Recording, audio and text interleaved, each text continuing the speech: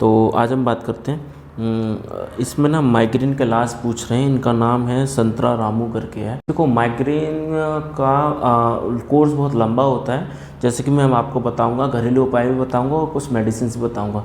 तो माइग्रेन में राहत, आदि सर की जो दर्द है वहाँ से परेशान होते हैं लोग, और तेज़ी से आराम मिलने के लिए हमें क्या करना है, गुड़ और दूध का सेवन करें। माइग्रेन के लिए गुड़ के साथ सेवन सटीक उपाय होता है। इसमें माइग्रेन के या इसमें अदरक का भी आप सेवन कर सकते हैं, और दालचीनी, लौंग और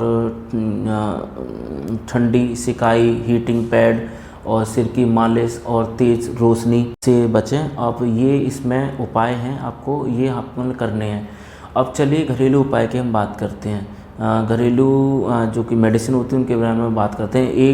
एक लौंग का पाउडर, अगर आपको अचानक बहुत तेज़ दर्द उठ जाता है तो 1 या 2 लौंग पाउडर लिख के आपको उसमें शहद में डाल के खाना है, ठीक है, और जिससे कि आपको काफ़ी राहत मिलेगी। दूसरा है कि अदरक एक आयुर्वेदिक औषधि होती है, अदरक आप वो भी ले सकते हैं। और दालचीनी माइग्रेन के लिए दर्द में वो भी खा सकते हैं, जिससे कि बहुत ज़्यादा फ़ायदेमंद होती है। और गरम तेल की मालिश सरसों के तेल से करें, सर की मालिश अच्छे से, और सुबह शाम करें तो जल्दी आपको रिज़ल्ट मिलेगा।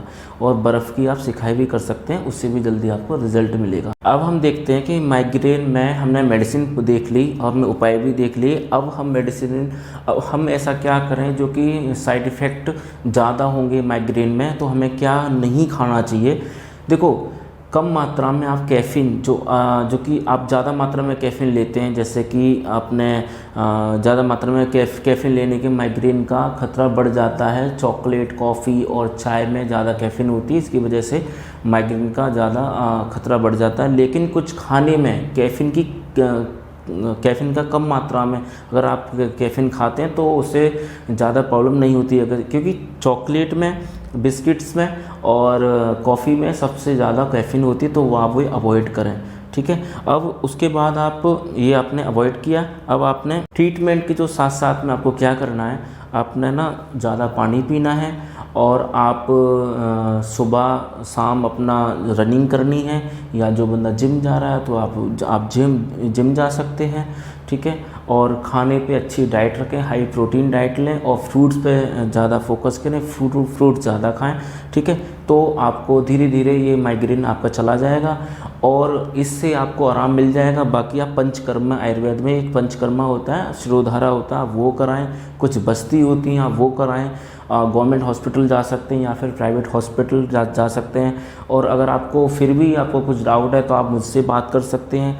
मेरा नाम डॉक्टर गोविंद शर्मा। और एक और क्वेश्चन है जिन्होंने पूछा है, हिमांशु चौहान करके, सर मुझे भूख नहीं लगती और ज़्यादा वीकनेस फील हो रही है, तो हमें क्या कर सकते हैं। सर इसमें देखो हिमांशु जी, पहली बात तो आपने जो कह रहे हैं आपको भूख नहीं लगती, तो कारण बहुत होते हैं। एक तो छाती का इन्फेक्शन होता है, उसकी वजह से भूख नहीं लगती। पेट का इन्फेक्शन होता है, उसकी वजह से भूख नहीं लगती। और हाथों का इन्फेक्शन होता है, उसकी वजह से भूख नहीं लगती। या फिर आपको यूरिन में कोई प्रॉब्लम है, यूटीआई हो रहा है, यूरिन में इन्फेक्शन, उसकी वजह से भी भूख नहीं लगती। और प्लस जो टीएलसी काउंट्स जो बढ़ जाती हैं, जो टोटल लिम्फोसाइट जो काउंट है, अगर वो बढ़ गई तो भी भूख नहीं लगेगी। या फिर वीकनेस देखो कई प्रकार की हो सकती हैं, कई कारण हो सकते हैं वीकनेस के।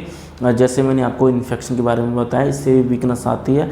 या फिर आपका जो आइडियल बॉडी वेट है, अगर आइडियल बॉडी वेट से आपका कम है तो आप अपने सबसे पहले डॉक्टर को दिखवाएं। शायद है कि कोई टीबी तो नहीं है, या फिर कोई सिस्ट तो नहीं बन रही है अंदर, या कोई लीवर में कोई दिक्कत तो नहीं है। आप एलएफटी एक बार चेक कराएं, लीवर फंक्शन टेस्ट। शायद है कि एलएफटी का साइज़ तो नहीं, जो कि लीवर का साइज़ तो नहीं बढ़ रहा है, या फिर लीवर में सूजन तो नहीं आ रही है, उसकी वजह से आपको वॉमिटिंग भी आती होगी, और नहीं आती होगी तो फिर आप वीकनेस फील ज़्यादा होती है। तो ये चीज़ें ना लीवर की वजह से भी हो सकती है।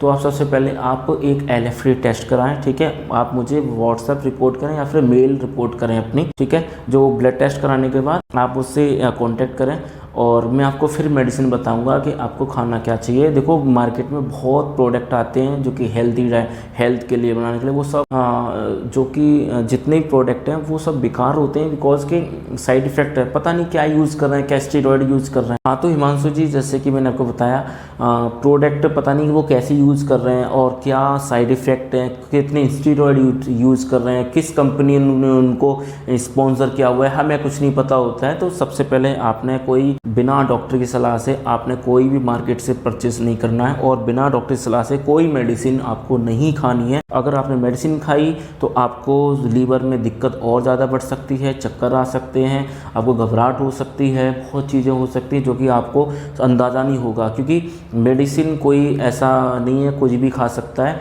डॉक्टर्स की सलाह से, डॉक्टर्स के प्रिस्क्रिप्शन से ही आप अपनी मेडिसिन यूज़ करें, ठीक है। और अगर आपने रिपोर्ट्स भेजी है, जैसे ही आप रिपोर्ट्स मुझे भेजेंगे तो मैं आपको मेडिसिन बताऊंगा। और अपना सुबह सुबह अपना एक्सरसाइज करें और पानी ज़्यादा से ज़्यादा पिएं, हाई प्रोटीन डाइट लें और हाई फाइबर डाइट लें, जिससे कि कॉन्स्टिपेशन नहीं होगी और प्लस आपको खाने में ज़्यादा शक्ति मिलेगी, ठीक है, आपको ज़्यादा ताकत मिलेगी और ज़्यादा भूख लगेगी, ठीक है।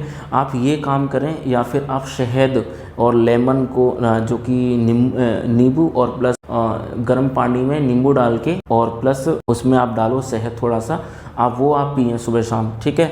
आप उससे 5 दिन आप वो पी के देख लें, आपको डेफिनेटली आपको फ़ायदा मिलेगा, ठीक है। और बाकी डॉक्टर गोविंद शर्मा आपके लिए 24 आवर है, तो आप टेंशन ना लें, आप मुझसे कांटेक्ट कर सकते हैं, ठीक है। और मेरी ये वीडियो अगर आपको अच्छी लगी तो आपको इस वीडियो को आप सब्सक्राइब करें, शेयर करें, और मेरा जो एक फेसबुक पेज है डॉक्टर गोविंद मेडिकेयर, आप उसको भी आप फॉलो करें। बेसिकली मैंने देखा है आप मेरी वीडियो जो है आप स्किप करके देखते हैं, तो स्किप करके ना देखें, क्योंकि गलत जानकारी आपको पता है मेडिकल लाइन में तो बड़ी प्रॉब्लम हो जाती है, गलत जानकारी आपको नुकसान देगी, ठीक है। तो थैंक यू आज के लिए।